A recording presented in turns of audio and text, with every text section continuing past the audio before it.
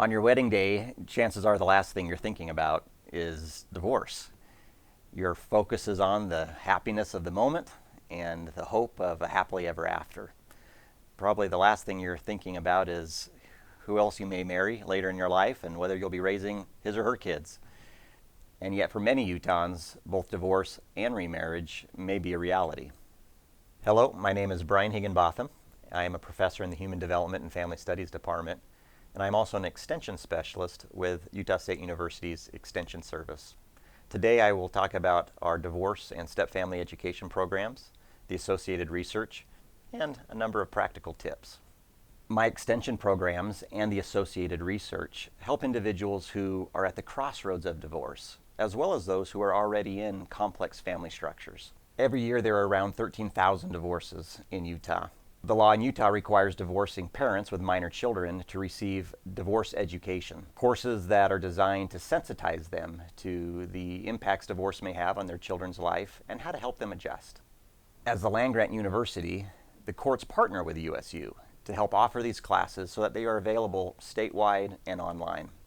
We teach research-based information that covers a host of different topics. The first includes age-appropriate ways to talk about divorce with your kids, like what you should tell them and what you should not tell them. For example, young kids need to understand that they will be splitting their time between two homes, but they really don't need to know all the reasons behind the divorce. The second are parental behaviors that help promote good self-esteem. For example, it's really important that kids hear and feel that your love and commitment to them has never changed. It is also important for them to be able to express freely the feelings that are going on in their hearts and minds. We also discuss how and why conflict creates stress for children and how to minimize the amount of conflict that children are exposed to. Utah's course is only 1 hour, whereas some states require multiple hours for divorcing parents. When we first started, there was some concern about how much we could really fit into a 1-hour course and how effective it would be. We administer the course through USU Extension, which allows us as scholars to also research the impacts of the program. For example, in one study, we examined the question, is 1 hour enough for divorce education? The majority of respondents said it was, and yet for a sizable minority, it wasn't. They either felt that it was too long or that it was not even close to being enough. Yet statistically, the outcomes for participants were positive. So regardless of whether they were satisfied or dissatisfied with the length of the course, they still reported improvements on the targeted outcomes. Participants reported that after taking this 1-hour course, they plan to avoid arguing with the co-parent in front of the children, avoid saying negative things about the other parent in front of their child, and also avoid questioning their child about the other parent's behaviors. So, not having them be a spy. One of the anecdotal findings from our research was the participants' interest in resources related to future relationships. In the case that they ever were to remarry or recouple. Which made me think of the old adage, remarriage is the triumph of hope over experience. People may give up on marriage to a specific partner, but most do not give up on marriage entirely. Most still aspire to finding a committed lifelong partner. Of course, entering the dating scene later in life can be tricky.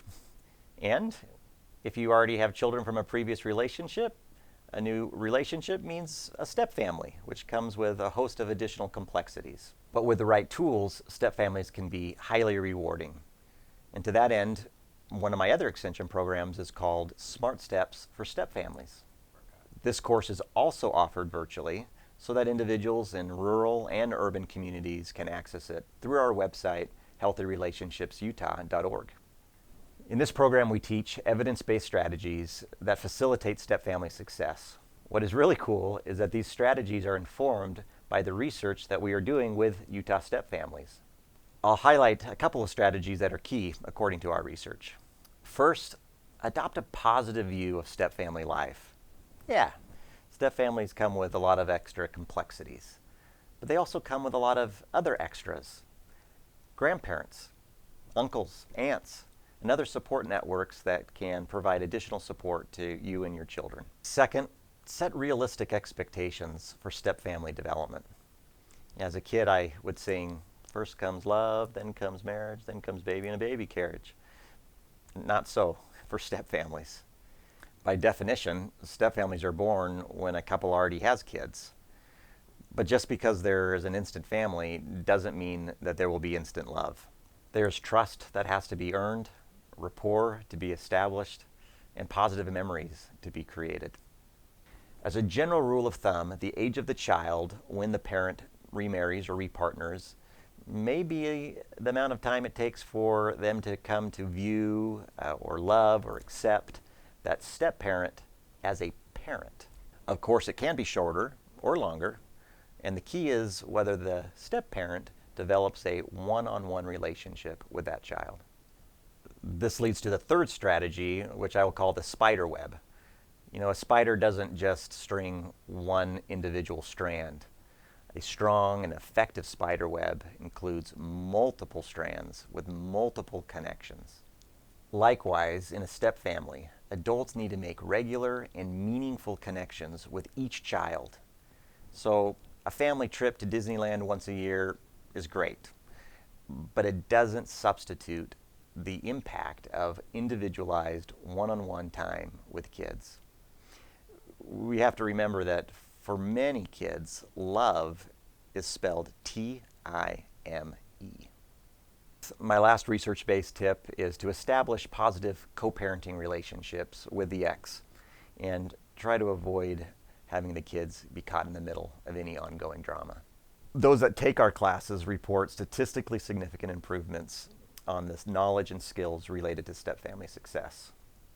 But behind these encouraging statistics and all the published reports, there are literally thousands of individuals, kids, families whose lives are better because of Utah State University's extension programs.